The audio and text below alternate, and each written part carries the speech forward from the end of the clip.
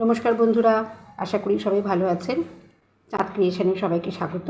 আজকে আমি পাকা কলার খোসার ভর্তাটা করে দেখাবো। আমি এর আগেও অনেকগুলো খোসার ভর্তা করে দেখিয়েছি, তার মধ্যে কিন্তু এই পাকা কলার খোসাটা খুবই ভালো লাগে খেতে। কলার কোনো জিনিসই আমাদের ফেলা যায় না, সেই জন্যে পাকা কলার খোসাটা দিয়ে কিন্তু আমি আজকে যে ভর্তাটা রান্না করে দেখাবো। আসুন দেখে নিই কীভাবে করছি।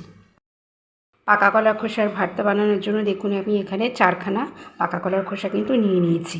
এবার এই খোসাগুলোকে ভালো করে কুচিয়ে নেব। কুচিয়ে নিয়ে ভালো করে ধুয়ে নেব। ধুয়ে জল ঝরিয়ে তারপরে রান্নাটা করতে হবে। প্রথমে আমি খোসাগুলোকে বেছে নিয়েছিলাম। এই যে ভেতরে যে আঁশগুলো থাকবে সেগুলো কিন্তু ফেলে দিতে হবে। দিয়ে নিয়ে ভালো করে কুচিয়ে নিতে হবে। পাকা কলার খোসাগুলো কিন্তু খুব ভালো করে দেখুন কেটে নিয়েছি এবং ভালো করে কেটে ধুয়েও নিয়েছি। সঙ্গে নিয়ে নিয়েছি 4টে কাঁচা লঙ্কা, 4টে রসুন, সেটা কুচিয়ে নিয়েছি এবং নিয়েছি 2টো শুকনো লঙ্কা। কড়াইতে দিয়ে নিয়েছি সর্ষের তেল। কালো জিরেটা আমি প্রথমে দিয়ে দেবো শুকনো লঙ্কা, যে 2টো রেখেছিলাম, কুচনো কাঁচা লঙ্কাগুলো, 4টে রসুন আমি কুচিয়ে রেখেছিলাম যেটা সেটা। ফোড়নটা কিন্তু খুব ভালো ভাজা হয়ে গেছে, দেখুন রসুনগুলো একটু লাল লাল হয়ে গেছে। এবার কিন্তু আমি কলার খোসাগুলো দিয়ে দেবো। পাকা কলার খোসা ভাজতে একটা কি সুবিধা, এতে কিন্তু কোনো বাটাবাটির ঝামেলা নেই।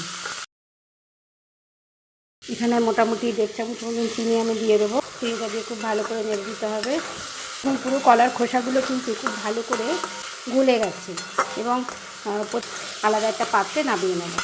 দেবো হলুদ আর নুন, আর কিছু কিন্তু দেওয়ার এতে দরকার নেই। আমি এখানে 1/2 চামচ মতন নুন নিয়ে নিয়েছি আর নিয়েছি হলুদ গুঁড়ো, সেটাও 1/2 চামচ মতো। এই পুরো উপকরণটা দিয়ে কিন্তু খুব ভালো করে নেড়ে নিতে হবে। ফল কিন্তু এটা আমি একটুও ব্যবহার করব না, পুরো জিনিসটাই একটু ঢাকা দিয়ে আমি রান্নাটা করব।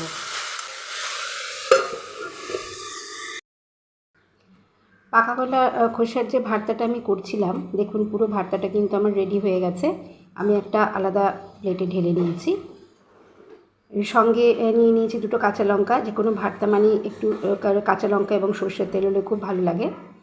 কাঁচকলায় যেমন বাটার একটা সমস্যা থাকে, মোটামুটি কাঁচকলার খোসাটা একটু বেটে করতে হয়, কিন্তু পাকা কলার খোসায় কিন্তু বাটার কোনো ঝামেলা নেই। ভালো করে একটু কুচিয়ে ধুয়ে নিলেই হয়ে যাবে। খুব অল্প উপকরণ দিয়ে কিন্তু রান্নাটা তৈরি করেছি। আশা করি রান্নাটা আপনাদের ভালো লাগলো। ভালো লাগলে সাবস্ক্রাইব করে দেবেন, লাইক করবেন, শেয়ার করবেন, কমেন্ট করবেন প্লিজ। ভালো থাকবেন। চাঁদ ক্রিয়েশনে নিয়ে আসবো আবার একটা নতুন রান্না নিয়ে। আজকের মতো নমস্কার।